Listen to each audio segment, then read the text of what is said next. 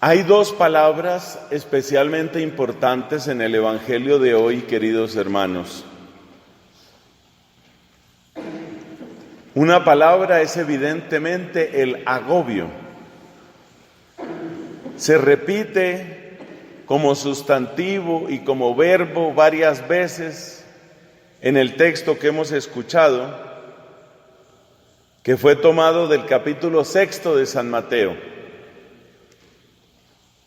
Es una parte del Sermón de la Montaña. Por ejemplo, Cristo dice: no estén agobiados. Dice: ¿quién a fuerza de agobiarse podrá añadir una hora? Dice: no anden agobiados. Dice: cada día trae su agobio. Esa palabra es importante. Agobio. Hace referencia a una preocupación, una carga. Si vemos a una persona que tiene que hacer un camino largo y tiene que llevar algo muy pesado, seguramente diremos: el pobre iba agobiado. Una carga y un camino. Y estar agobiado es tener que llevar una carga pesada por un camino largo. Y esa es la vida para muchas personas. Si Cristo predica lo que predica, es porque tristemente esa es la realidad de mucha gente. El camino es la vida y el agobio son sus tristezas, sus amarguras, sus frustraciones, sus dolores, sus resentimientos, su desesperanza. Todo eso es parte de la carga que llevan. Hay personas que llevan la vida como una carga. Hay personas que llevan la vida de familia como una carga. Hay personas que sienten que su trabajo es una carga que solamente soportan porque hay que ganarse el dinero de alguna manera, pero están agobiados. Hay gente que siente que su matrimonio es una carga. Resultaría muy complicado, muy doloroso, mucha gente saldría herida con una separación, por eso no se separan, pero no encuentran tal vez satisfacción, no encuentran realización en ese matrimonio y lo viven como una carga. Otras personas sienten su vocación como una carga. Conocí no hace mucho el caso de un sacerdote. Finalmente se retiró, recibió las dispensas de Roma y él describe su tiempo de sacerdocio como una carga. Le resultaba pesado eso de estar atendiendo a la gente, le resultaba pesado el celibato, le resultaba pesado el breviario, era pesado, no sé de qué material, pero era pesado. Le resultaba difícil la oración, le pesaba, estaba agobiado. A veces vemos dos personas que pasan por las mismas circunstancias y una está agobiada y otra no. Así, por ejemplo, con la enfermedad. Creo que todos hemos conocido personas enfermas, enfermedad física me refiero, que viven su enfermedad con una tristeza, con una amargura, con un agobio. Algunos incluso llegan al extremo de considerar en su mente la posibilidad de abreviar ese agobio, suicidándose con eso que se llama eutanasia. Consideran esa posibilidad porque están agobiados. Pero hay otra persona que puede tener la misma enfermedad y sin embargo no está agobiada. Ahí empieza la observación tal vez más interesante. ¿Por qué hay personas que tienen circunstancias parecidas y las viven de modo tan distinto? Esa pregunta es muy importante para el Evangelio de hoy. Por ejemplo, lo que he dicho de la enfermedad, otras personas tienen pocos recursos económicos, son pobres y viven su pobreza con un resentimiento, con una amargura. Otros son igualmente pobres, pero no toman esa actitud. ¿Qué hace que unas personas estén agobiadas y otras no? ¿Por qué hay personas que se dejan agobiar incluso fácilmente, mientras que otras personas tienen tantas cargas y sin embargo parece que no estuvieran agobiados? ¿Cuál es el secreto de los que caminan como con más ligereza, con más libertad, con más alegría? Sería muy interesante conocer el secreto de esas personas. ¿Qué es lo que tienen para poder vivir así? El Papa Francisco tiene la idea de que la vida más liviana y la vida más alegre es la vida que se ha entregado completamente a Dios, la vida religiosa, sobre todo la vida monástica. Parece que la vida del monasterio está diseñada para ser la vida más liviana posible, en el sentido de tener solamente una preocupación, la que dice Jesús, el reino de Dios y su justicia. Y sin embargo también uno se encuentra personas que están llevando una vida monástica que según el Papa debería ser la más liviana y están agobiados por problemas de comunidad, agobiados por problemas económicos del monasterio, agobiados por muchas cosas. Entonces viene la pregunta, ¿qué es lo que hace que unas personas vivan agobiadas y otras no? Por supuesto, no somos los únicos que hacemos esta pregunta. El mundo entero se la hace y el mundo entero busca solución. Las soluciones que se nos presentan hoy tienen que ver con mucha frecuencia, tienen que ver con ejercicios mentales. Haga usted relajación, aprenda a respirar profundo, repita un mantra, programe su cerebro, haga meditación trascendental, haga yoga. Y muchas personas, incluso algunos despistados en la iglesia, entran por esos caminos y les parece natural como una manera de quitarse agobios. Aprender a hacer su meditación, aprender a relajarse. Seguro que tiene una parte de respuesta a eso, pero esa no es la respuesta que propone Cristo. Además, mucha de esa gimnasia cerebral, porque eso es lo que es, gimnasia cerebral y mental, tiene que ver como con una especie de blindaje, casi una anestesia. Parece que debería haber otro camino. Y Cristo trae otro camino y lo propone en este capítulo 6 de San Mateo y está ahí. Y esa es la segunda palabra que nos interesa en la reflexión de hoy. ¿Cómo puede una persona pasar por muchas cosas y no agobiarse? Hay una palabrita que se repite y es la palabra valor. Dice Jesús, no vale más la vida que el alimento, no vale más el cuerpo que el vestido, no valen ustedes más que los pájaros del cielo. Y luego en la parte en que hace la comparación con los lirios y con los pájaros, dice, ¿no hará más por ustedes Dios?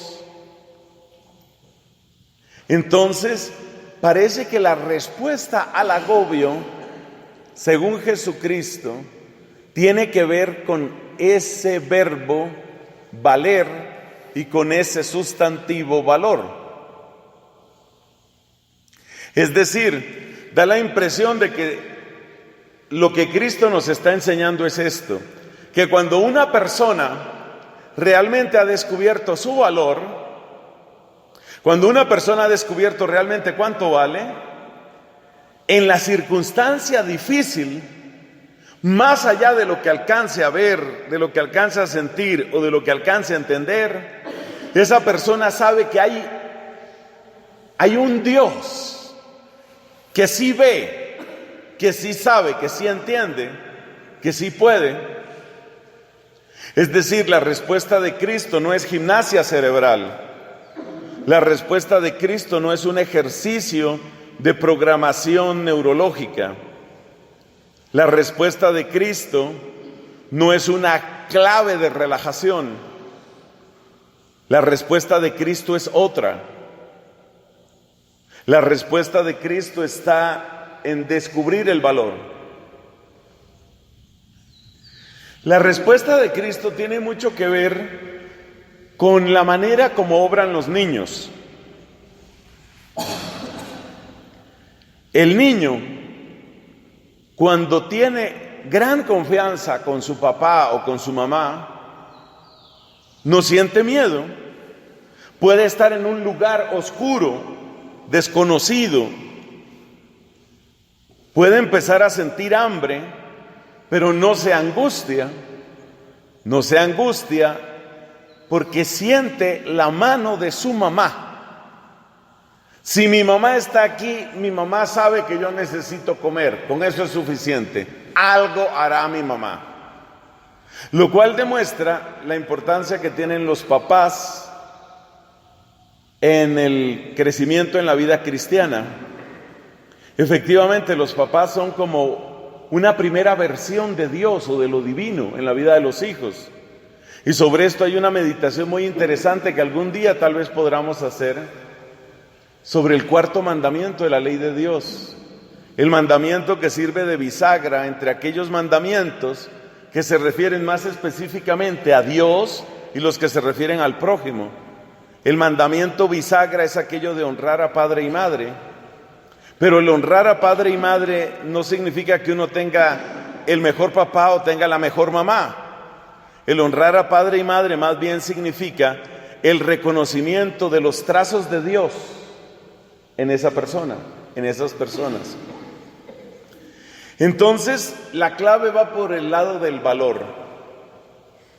La persona que sabe lo que vale no va a entender siempre, no va a tener la respuesta exacta y sin embargo, esa persona conserva una paz. Esa persona no sufre agobio, porque esa persona sabe que Dios está a cargo, Dios está al control. Eso no significa que esta persona sea irresponsable. Esto no significa que esta persona esté improvisando todo el tiempo.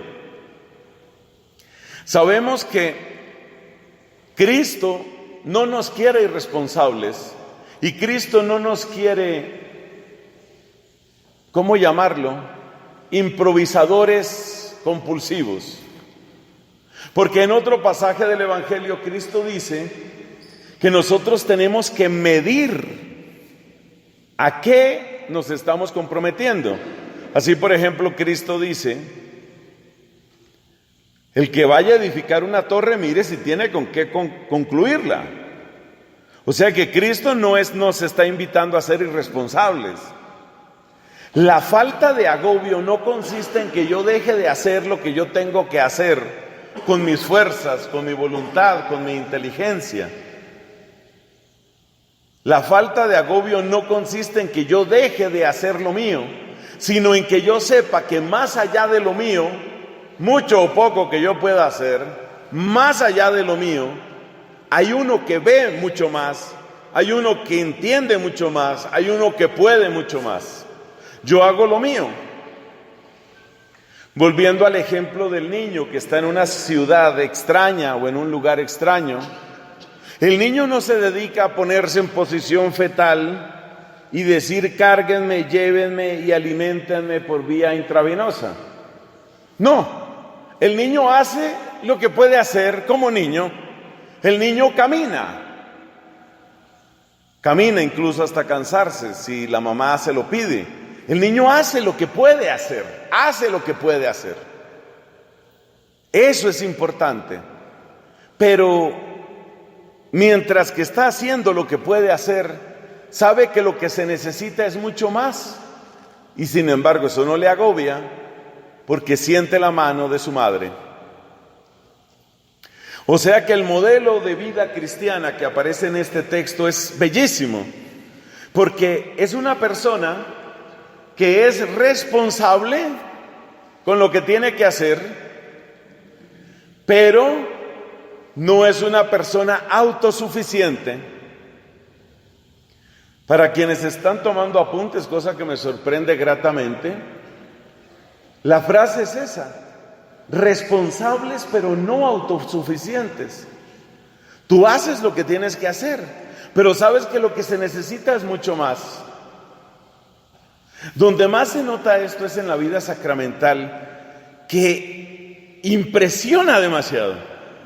Últimamente el sacramento que más me impacta es el sacramento del orden. Y últimamente significa hace unos 2 años que se ordenó sacerdote un sobrino mío. Porque para quienes no sepan, yo no solo tengo una tía religiosa, sino que tengo un sobrino sacerdote. Entonces yo estuve en la ordenación de mi sobrino, he estado en otras ordenaciones, por supuesto. Y tal vez por el hecho del parentesco y la cercanía, eso impacta mucho. Pero muchísimo, porque aunque una ordenación sacerdotal es relativamente una ceremonia larga, lo que sucede una vez y para siempre en la vida de ese ser humano es demasiado, demasiado. Y sucede por una oración consecratoria, ese es el centro de ese sacramento, oración consecratoria, imposición de manos. Digamos que la esencia misma de la celebración del sacramento dura unos pocos minutos. Y eso tan sencillo, se supone que produce algo inmenso. Es casi difícil, casi imposible de creer. Entonces, la vida a la que nos llama Jesucristo es esa vida, una vida responsable en la que uno hace lo que uno tiene que hacer, pero a la vez uno no es autosuficiente. Uno sabe que lo que uno hace es muy poquito. Con otra comparación se lo digo, con la de la multiplicación de los panes. Usted presenta a Dios sus 5 panecitos, usted presenta a Dios sus 2 pececitos. Es muy poco, Señor, como dice la canción. Es muy poco, Señor, lo que puedo ofrecer. Pero si lo presentas, si presentas tus panes y tus peces, con eso Jesús tiene para dar a todos. Con eso Jesús tiene para hacer su obra, para hacer su milagro. Entonces tenemos hasta ahora 2 ideas fundamentales. Primera, que hay 2 palabras, la palabra agobio y la palabra valor. Y esas 2 palabras son muy importantes y están en este evangelio. Y hemos visto que hay muchas personas agobiadas por la vida. Y hemos visto también que hay personas que pasan por lo mismo que otras y no están agobiadas. Y por eso nos hemos preguntado cuál es su secreto. Y no le creemos al mundo cuando dice que el secreto es que los unos hacen meditación, hacen yoga, respiran profundo. No, yo no le pido el milagro a mi cerebro. Hay algo más grande que mi cerebro. Hay alguien más grande que mi cerebro. Hay alguien más grande que los ritmos de mi respiración. Hay alguien más grande. Y yo no lo voy a negar, sino que yo lo voy a proclamar. Y ese más grande es mi papá, mi verdadero Padre, mi Padre del cielo. Y yo no lo voy a negar. Y porque creo en Él y porque sé lo valioso, lo precioso que soy para Él, aunque camine por cañadas oscuras, nada temo porque tú vas conmigo, porque tu vara y tu cayado me sosiegan. Entonces, eso significa que nuestra vida cristiana, y este es el segundo pensamiento, es una vida de responsabilidad, pero no es una vida de autosuficiencia. Y si uno piensa lo que uno hace, por estos días estábamos recordando a San Luis Gonzaga y en el oficio de lecturas encontrábamos la manera como este santo tan jovencito llega a las puertas de la muerte y él mismo se asombra y él dice: llega la muerte, viene el cielo que Dios da como respuesta a un servicio tan pobre como el que yo he hecho y a unas lágrimas de arrepentimiento tan escasas como las que yo he derramado. O sea que Él es consciente que lo que ha dado es demasiado poco, pero Él hizo lo que podía y eso es de lo que se trata. Bueno, hay sin embargo un par de pensamientos adicionales que debemos tomar de este texto. Lo primero es cómo entra el asunto de servir a Dios y al dinero. Eso cómo conecta con lo otro que estamos reflexionando. Y lo segundo es cómo se relaciona esto que venimos reflexionando con esa frase de Cristo: los paganos se afanan por estas cosas. Entonces miremos en qué consiste el tema ese de Dios y el dinero y cómo conecta con la reflexión que traemos sobre el agobio y el valor.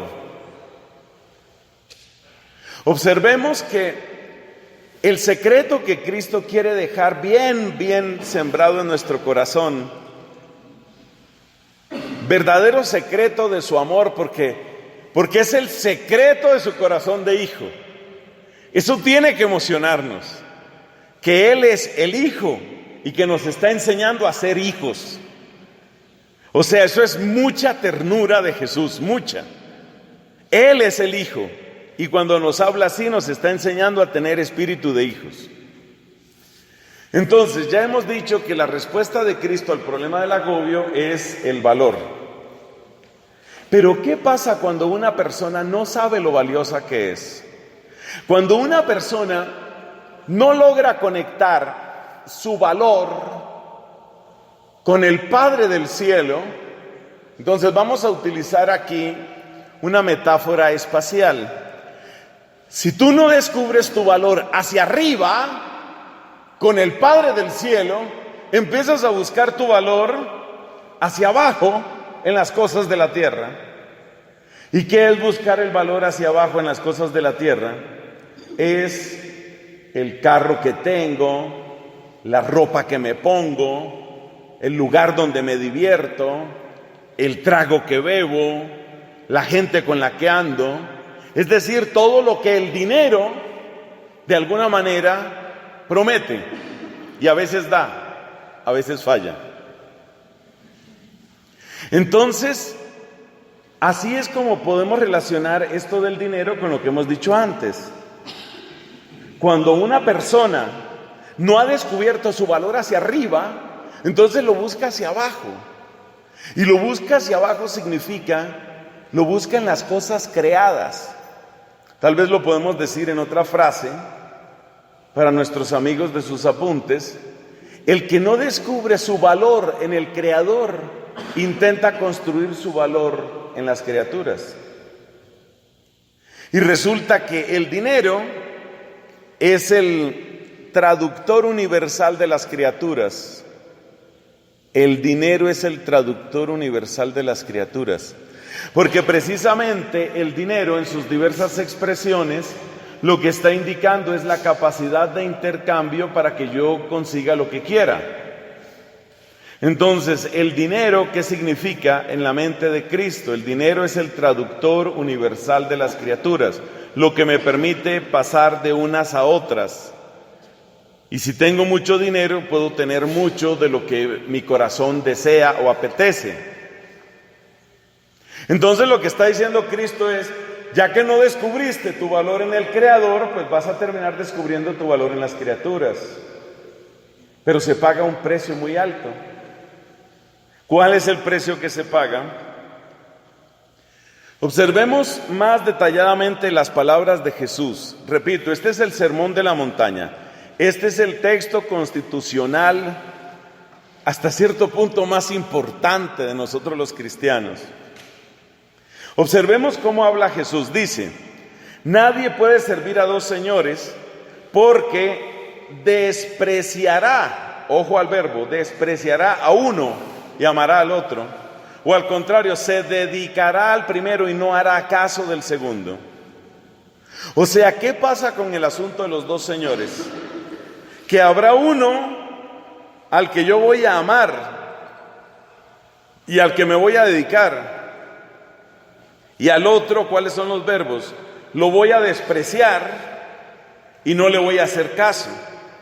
Entonces, aquel desventurado que no ha descubierto cuánto vale para Dios y dónde está su valor, aquel desventurado que solo podemos llamar infeliz, que busca su valor solo en las cosas creadas, ese pobre, pues va a ¿qué? Va a despreciar a Dios y no hará caso de Dios. No va a hacer caso de Dios. Y esto vemos que es así. La persona que está completamente obsesionada por las cosas de este mundo le estorba a Dios y quiere quitarlo de en medio. Y no quiere conocerlo ni que se conozca. Y siente una alergia y distancia, repulsión, miedo hacia el mandato divino. Entonces el precio que se paga es altísimo. La persona que se dedica al dinero, recuerda que el dinero significa esa obsesión o esa preferencia por las cosas creadas, porque el dinero es el traductor universal. Cuando la persona no sabe de su valor ante Dios y se dedica a las cosas creadas, está haciendo el peor negocio de su vida, porque está despreciando al Dios que le ama y está dedicándose a los dioses falsos que finalmente se aprovechan de él. Como hemos dicho en otras predicaciones, el Dios verdadero te alimenta, los dioses falsos se alimentan de ti. Estás haciendo el peor negocio de tu vida. Por eso el mejor negocio de la vida es el que ustedes están haciendo. Ese es el mejor negocio de la vida. Porque el mejor negocio de la vida, como surgió la vida religiosa, sobre todo la vida monástica, fue eso. Fue hacer exactamente la operación contraria. Si los mundanos desprecian a Dios y no le hacen caso a Dios, por amar al mundo, por amar las criaturas, por amar al dinero y dedicarse a las cosas de este mundo, entonces gente como San Antonio Abad, como San Agustín, como San Benito, como San Pacomio, dijeron, pues yo voy a hacer lo contrario. ¿Y lo contrario qué es? Si los mundanos desprecian a Dios y no le hacen caso, pues yo voy a despreciar al mundo y no le voy a hacer caso. Y entonces todo el mundo dice, hay que hacer esto, hay que hacer esto. Gente como San Antonio Abad, gente como San Juan de la Cruz, gente como Santa Catalina de Siena dice, eso es lo que tú crees que hay que hacer. Eso es lo que tú piensas que hay que hacer, pero eso no es lo que hay que hacer, ni eso es lo que yo voy a hacer. O sea que hay que tener una esencia, hay que tener una naturaleza rebelde, profundamente rebelde y al mismo tiempo enamorada. Como hablábamos varias veces en retiros con las vírgenes seglares dominicas, es indispensable tener un corazón al mismo tiempo de guerrero y de enamorado. Guerrero por la rebeldía y enamorado por el apego a Dios. Es la única manera. Esa es la manera de servir al Señor. Y eso explica el tema del dinero. Y eso también explica por qué Jesús dice, son los paganos los que se afanan por esas cosas. Claro, el que no conoce a Dios entonces tiene que concentrarse en las cosas de este mundo.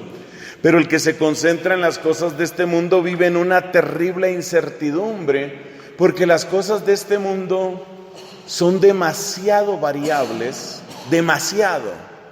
Una persona acumula una fortuna y después le dicen tienes un cáncer incurable y la persona dice ¿y para qué trabajé entonces? Una persona cree que tiene grandes amigos, como el hijo pródigo creía que los tenía, y se le acaba la plata y se le acaban los amigos, y entonces ¿yo qué era lo que tenía? Una persona cree que tiene un gran imperio, pero llega otro más astuto y lo derriba. Las cosas de este mundo son demasiado volubles, demasiado inseguras, demasiado frágiles. Y parece que ahí está la explicación psicológica profunda del agobio. Precisamente porque le estoy apostando la vida, Jesús dice, me le estoy dedicando al mundo, pero el mundo, decía Catalina, es como ese río que va y pasa y no se sabe a dónde va a parar. Entonces la persona en el fondo de su corazón siente que está haciendo el peor negocio. Una leve, una muy tenue, una casi extinta vocecita en lo profundo de su corazón le está diciendo: vas mal, así no es, ¿qué estás haciendo? Y trata de agobiar esa voz, a fuerza de vicio o a fuerza de activismo, a fuerza de ruido, trata de agobiar esa voz, trata de sepultarla como sea. Pero esa vocecita sigue ahí. Y esa vocecita le está diciendo: vas mal y tú no sabes lo que va a pasar esto después, no sabes en qué va a acabar esto.